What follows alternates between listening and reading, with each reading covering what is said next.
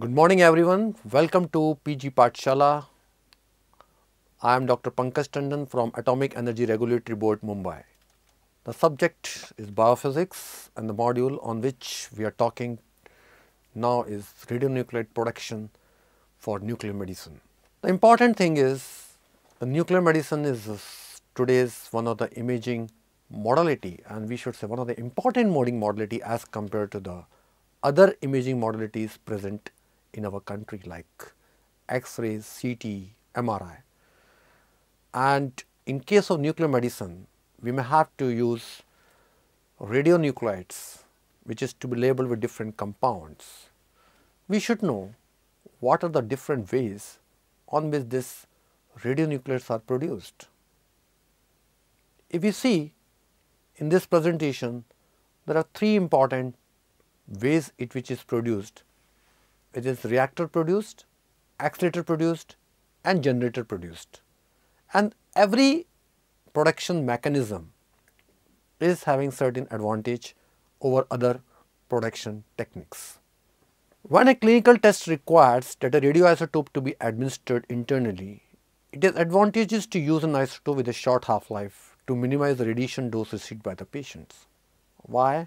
Why we are looking for an isotope which is a short half-life? Because we don't want the radionuclide to remain present in the body even after the scan is over. We may have many radionuclides which are very good, which can be used for scanning purposes, but the reason why we cannot able to use is because of half-life.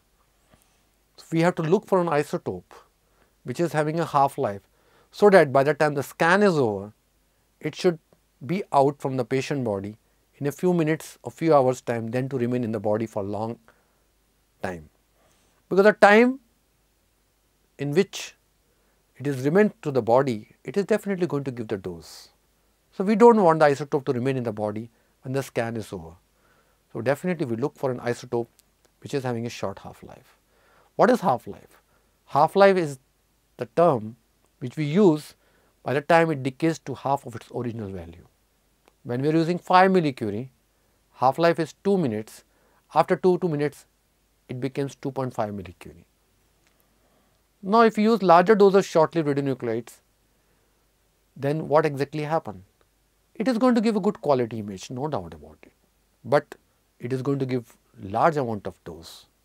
So, we have to use the isotope which can give a minimum radiation or the quantity, but get a good quality image.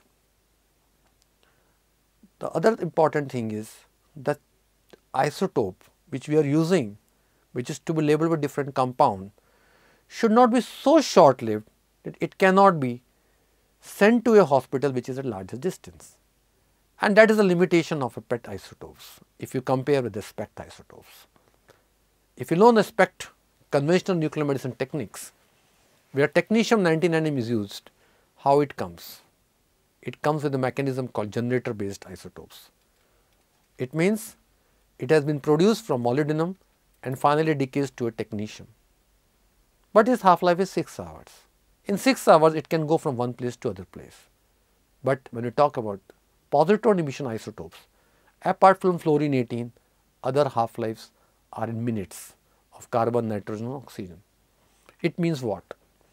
It means though isotope is very good, it can able to give an examination, it can be used for an examination which is very, can able to give the result which is not possible in other type of exam, other type of choice of isotope, but we cannot able to transport.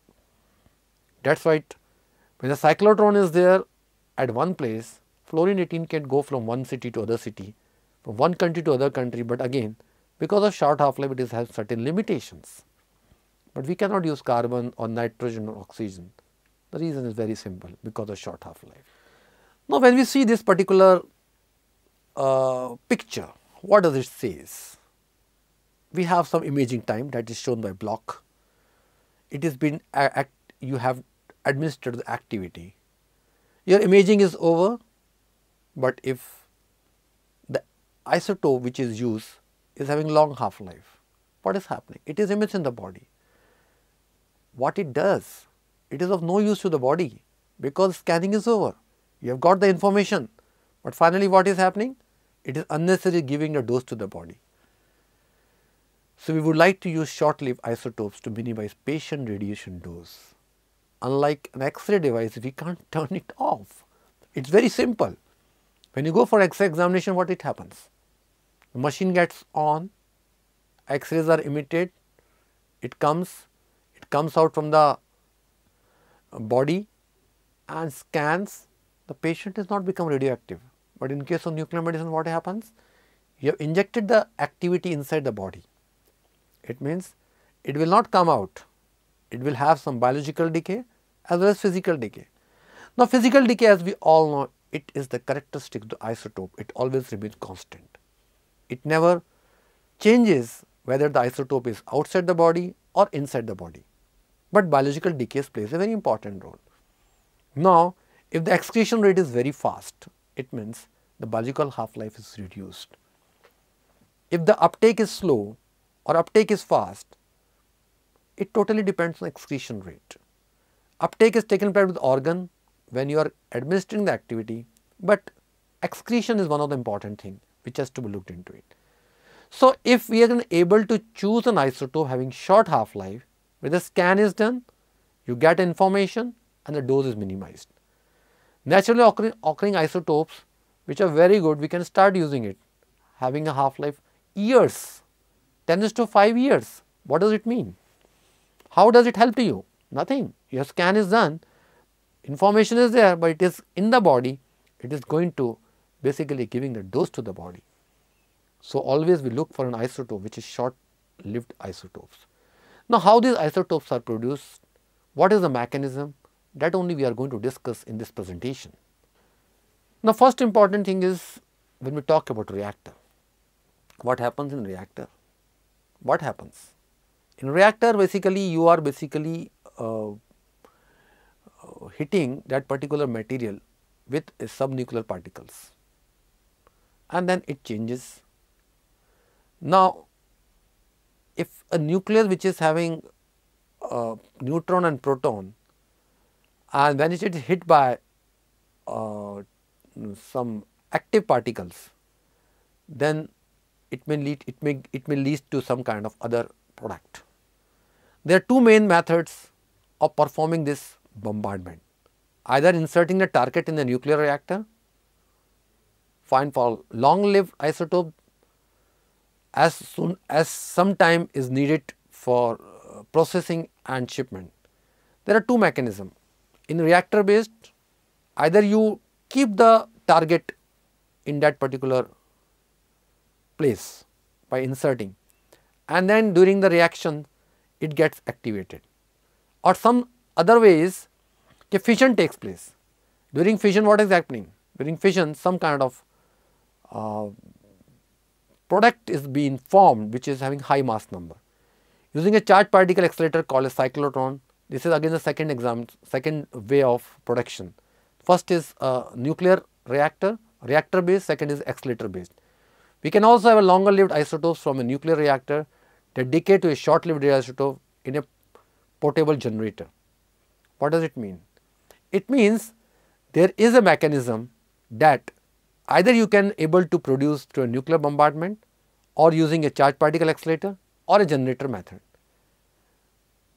The other thing is there are mechanisms of production, but these three are the important ways by which isotopes are produced: reactor, generator and accelerator, that we are going to discuss in this particular presentation. Now, if you see the common radionuclides for imaging, either they are cyclotron produced or they are generator produced or they are reactor produced, and sometimes fission, when the fission takes place as a fission products like gallium-67. How the gallium-67 is produced? It is produced in the cyclotron. Technetium, how the technetium comes? It comes from molybdenum from a generator.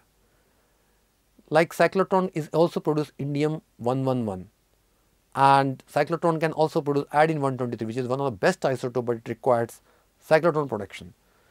So, different photons of different energies have been produced, and their decay mechanism is either electron capture or isomeric transition or beta decay, and the different half-lives These are the different common radionuclides which are being used as far as nuclear medicine is concerned, but if you see, the mechanism of production is different. Now, when we talk about reactor produced isotopes, what we see here, if uranium-235 when hit with a neutron, it gives uranium-236. Uranium-235 is a fissile material. Uranium-236, what exactly happened? It decays and some fission products are being formed. Similarly, there are different kind of reaction like N-gamma or NP reaction in which different products have been formed. Now, if the number of protons changes, then we get different kind of elements. It is nothing but a proton to neutron ratio, because neutrons are added, materials get activated and it is above line of stability, thus decays by electron emission. So, basically it is nothing but a neutron by proton ratio. What we are doing is nothing but either hitting by neutron, changing the neutron ratio by proton ratio, or hitting the proton and changing the proton. So, whenever there is a change in the neutron by proton ratio, the isotope becomes radioactive and finally decays by mechanism by different kind of radiations is being emitted. Now, there is reactor produced isotopes, as we were talking about, either it is NP reaction or N-alpha reaction or N-gamma reaction, or different kind of reaction has been given in this cell, like how carbon-14 radionuclide, it is produced from nitrogen-14 by NP reaction. Now, if you want to produce sodium-24, you have to take sodium-23 N-gamma reaction, you can able to produce this. Suppose you want to break iodine-131, iodine-131 requires tellurium powder, by N-gamma reaction you can get iodine-131. So, these are the different isotopes which are of choice, which are been produced by reactor, and most of the isotopes can be used in nuclear medicine, but they have different cross section by which the bombardment takes place, and in this way how the abundance is there and how the half-life is there, that varies. Now, we talk about accelerator. We know a linear accelerator what it does. Accelerator, the term itself means it is going to accelerate the charged particle. But if we can able to make the accelerator in a circular form, as you can able to see, then you can able to accelerate charged particle by bringing the small charged particle in the center, and there are two different Ds are there who have been connected with different potentials and in the magnet. So, once the acceleration starts, the charged particle gets accelerated to such a high energy that it being deflected by a deflector target and deflector and finally hits the target to make a different isotopes. So, this is the way how the cyclotron works. Cyclotron follows the principle of accelerator only, but it is in spherical form than in the linear form, what is called linear accelerator. Since we are using proton bombardment, we change the element and typically lie below line of stability, thus decays typically be a positron emission. When we talk about any production mechanism, whether it is accelerator based, generator based, reactor based, what exactly we are trying to do? We are trying to change the neutron by proton ratio. Once we change the neutron to proton ratio, what is happening? We are making an element of making isotopes who is going to decay because it has become unstable and tries to become the ground state. Cyclotrons can be located locally, thus allowing for short-lived isotopes, reducing patient dose. As we know, in case of cyclotron, the major disadvantage is though it is a positron emitter, though whatever the isotopes are produced, they are the major constituents human body. But the main problem or limitation is it is having short half-life. Short half-life limits their movement from one place to other place. Fluorine-18 is fine, 110 minutes, but what about other isotopes? Having few minutes. For that you require a cyclotron at your place, so that you can able to produce and you can able to use for medical examinations. Cyclotrons are very expensive to buy and operate, often there are distribution networks. Now we can say a cyclotron in any city can able to cater the whole city. They can run for 2 hours in the morning and can able to produce high Curie, large Curie of activity which can go from one place to other place. Even you can able to send fluorine from one city to other city or from one country to other country which are well connected. So, but it is a very expensive affair to have a cyclotron. As cyclotrons are able to produce different positron emitters, the most important is carbon, nitrogen, oxygen and fluorine, though we can able to produce gallium, we can able to produce indium 123 and thallium. Thallium initially if we look, it is one of the better isotope as far as heart imaging is concerned. As a thallus chloride you can use it. But what happened now? We have to import this because we cannot able to produce it, because it requires cyclotron of very high energy to produce it. Similarly gallium, similarly indium and 123. Cyclotron can able to produce any such isotope which is listed over here by bombarding with a high energy particle, but the limitation you have to change the target and it requires cyclotron. Now comes to generator. In the previous slide we discussed about reactors, we have discussed about accelerators, now we talk about generators. In generators is what exactly? If you see generator means what? Generator is a kind of small basically a module which can able to keep the parent for a longer time, and finally the parent decays and you get a product or a daughter we can say. Now alternative reactors or cyclotron to use mother isotope that has a long half life that decays to a short half life, daughter that can be used for imaging purposes. I can give a few examples of how the generator works. If you know molybdenum technetium generator, where technetium is the workhorse for general nuclear medicine. In our country, if you see, most of the nuclear medicine examinations which are using SPECT, they are using generators. Either generators are to be imported or we can get from indigenous manufacturers who are making the generator. These generators is having a alumina column where the moly is being adsorbed, and moly is molybdenum or moly we can say it is having a half life of 66.6 hours. So, it decays and finally it gives technetium. This technetium is having a half life of 6 hours and what we require is technetium. The thing is technetium is not being absorbed in the alumina column. So, we have to elevate this technetium outside. It is a milking process you can say. Every 24 hours if you see, the moly is able to give a good quantity of technetium and we can able to dilute technetium every morning and then finally combine with a pharmaceutical to make a radiopharmaceutical.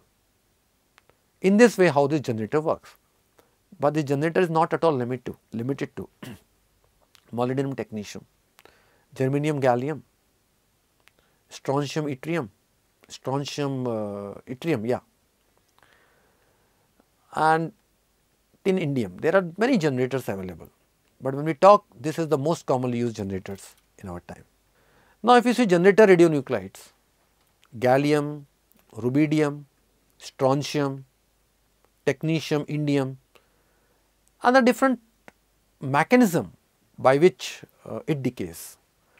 If you see strontium, technetium and indium, it is written isomeric transition is the way it decays. But gallium and rubidium, it is decay method is beta or electron capture. Now, when we look the half life of rubidium, which is one of the best isotopes to be used and a positron emitter, we have to look for a generator which is half life is 1.3 minutes. Now, 1.3 minutes you cannot able to send from one place to other place, definitely require a parent which is strontium. Strontium rubidium generator is being used in the hospital. Nowadays, if you see most of the places molybdenum technetium and germanium gallium is the two different generators which are very commonly used in nuclear medicine department.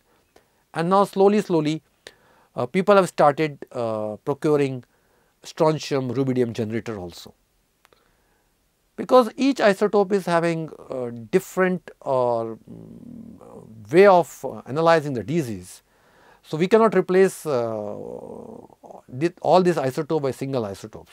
So, sometimes we require information which we not get in one isotope. So, we look for the other isotopes. Now, when we see this table, what does it infer? This is basically one of the important and most important, you can say, graph for generated activity levels in case of moly technetium. Now, if you see, the moly is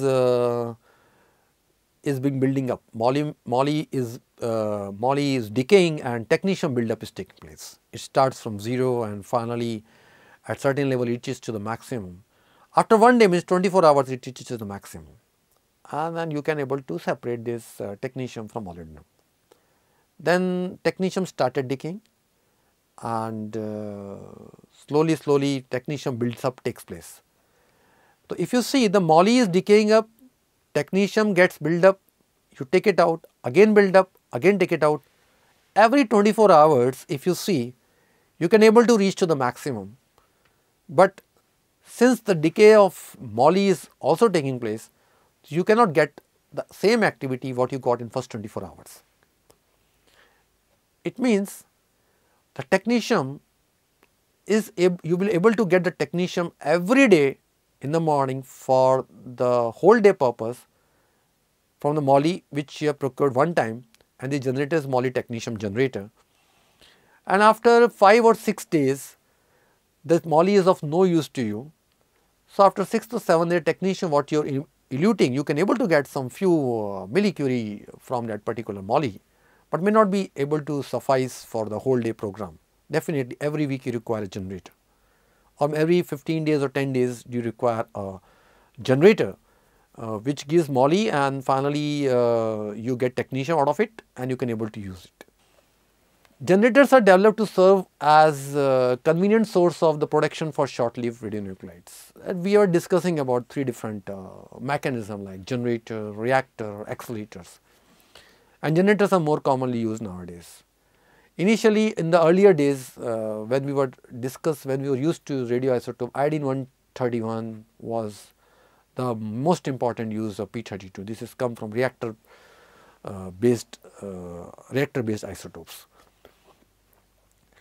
So, either these isotopes are from fission and or N gamma reaction, but nowadays generators are very common because you can able to take the generators from one place to other. It can be kept in a hospital, you can able to use daily, and after 6 or 7 days, depends on the half life of the parent, you can able to discard this generator as a radioactive waste. A generator is basically constructed on the principle of decay growth relationship between a long lived parent radionuclide and a short lived daughter radionuclide. In a generator, basically a long lived parent nuclide is allowed to decay to its short lived daughter nuclide, and the later is then chemically separated. That is what the generator means. Now, you have taken moly technetium generator. Moly is the parent isotope, 67 hours, it is decaying, and finally you are getting technetium. And technetium is what basically you have to take it out from the generator by using saline. It is called elution. That particular pertechnetate which comes out, it is to be labeled with different compounds to make a radiopharmaceutical. So, we are calling this particular mechanism as a cow milking, like what the cow gives the milk every 24 hours. Similarly, you can get the technetium after 24 hours. And you can use it for a daily routine purposes. The importance of radionuclide generator lies in the fact that they are easily transportable and serve as a source of short-lived radionuclides in the institutions far from site of any cyclotron or reactor facility. Now, if at all we want to use a radionuclide at a place where you cannot able to put the cyclotron or reactor, generator plays a very important role. And as we know that because technetium is a workhorse of conventional nuclear medicine, it is a wonder for nuclear med examination.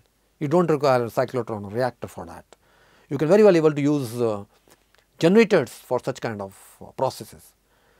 And generators are either ion exchange resins or aluminum column which contain a parent radionuclide.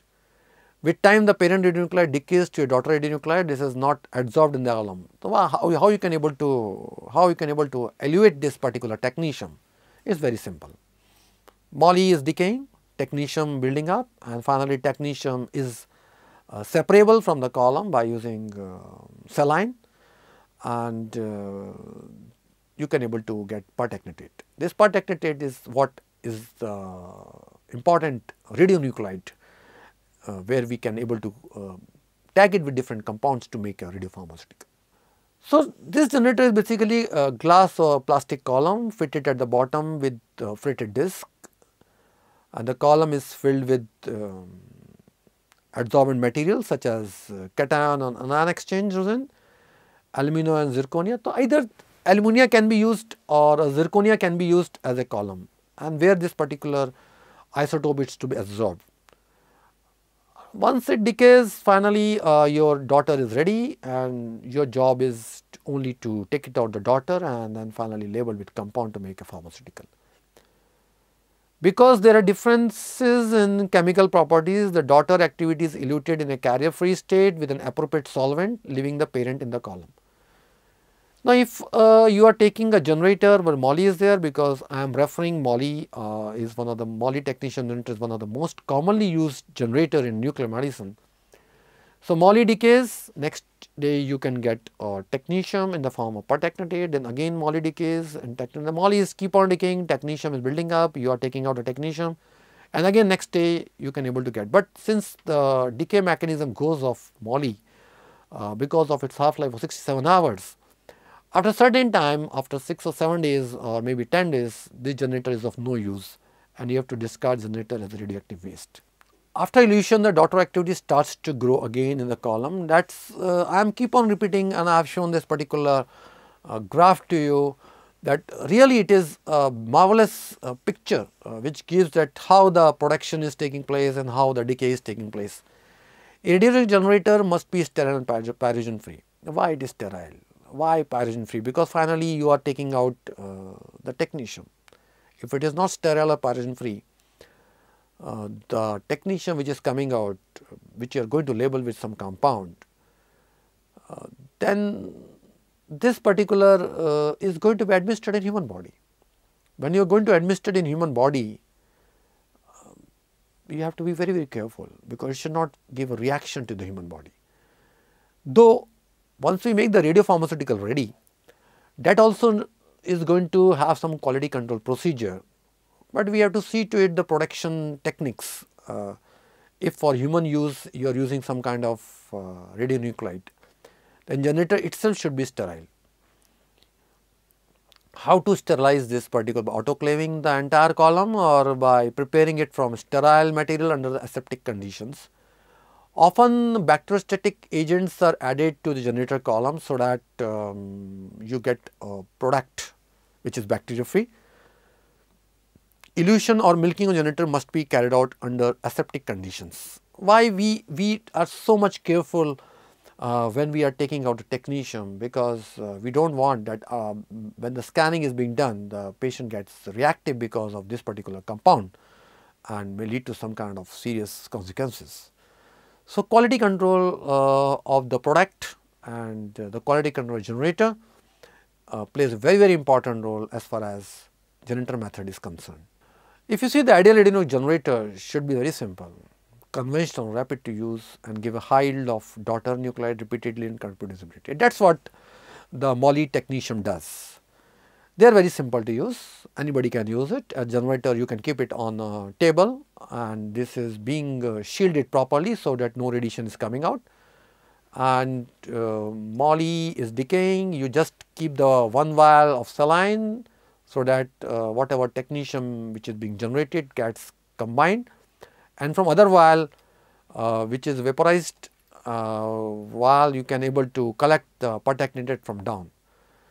It should be properly shielded definitely, because it contains radioactive material. Moly is having a half life 67 years, and it is giving gamma emission. So, we need to understand that it should not give unnecessary kind of radiation to the person who is basically making this radionuclide. The generator eluate must be free from parent nuclide and absorbed material. Very commonly it has been seen that we always see the molybdenum breakthrough test. There are certain kind of tests, because no doubt when you are eluting technetium from moly, some part of moly remains in technetium, and that should not cause unnecessary reaction in the human body. So, there are certain limits which has to be looked into it, and definitely when you are doing such kind of elutions, some chemicals are also being used to take it out technetium from the moly. So, we have to see to it the radionuclide impurity, radiochemical impurities, that should be in the minimum level or the level which is acceptable as the protocol is concerned, and so that whenever using it, it can be used only for scanning purpose. It should not give unnecessary hazards to the human body. The important generator which is being nowadays is moly technetium. Yttrium strontium is also one of the most important generators. Strontium people were using it, but nowadays germanium gallium generator is playing a very important role, and similarly other generators are coming up. But we have to see to it that though technetium is coming out and having a half life of 6 hours, when it is being injected, it comes in a technetium stable state, but it does not give any harm to the body, though it is having long half life. Thus, apart from these generators, other generator, if you see gallium, germanium gallium generators, gallium is very good isotopes to be used for different kind of cancers, and technetium is the workhorse, as I keep on repeating in the different slides. If we want to conclude this particular slide, we can say that a presentation, an understanding of the principle of radionuclide protection extends translation knowledge to the application of diagnostic and therapeutic nuclear medicine procedure. Definitely the production is one of the most important thing which we should know it, okay, how these radioisotopes are produced. And production processes are not generally complex and are important to broader application research. Most of the radioisotopes found in nature have relatively long half life, which we know directly we cannot use it. So, we are looking for artificial radioisotopes which are produced in reactor, accelerators or generator, and they also belong to elements which are not handled well by the human body. Let us suppose if I use a long half life isotopes which not bothered about the long half life, but it is not being handled by the body, it gives some kind of reactions. So, we have to look for an isotope or a product which is well taken by the body, and definitely the half lives is very important, and it should be sterile, it should be able to tag to make different radiopharmaceuticals. As a result, medical applications generally require the use of radioisotope which are produced artificially. So, we are not nowadays using any isotope which is naturally produced because of many reasons have been stated earlier, because of half life, because it has not been properly handled by the human body. So, we always look for an isotope which are having short half lives or can body constituents. So, positron emitters are playing a very important role which are produced from cyclotron. With this, thank you very much.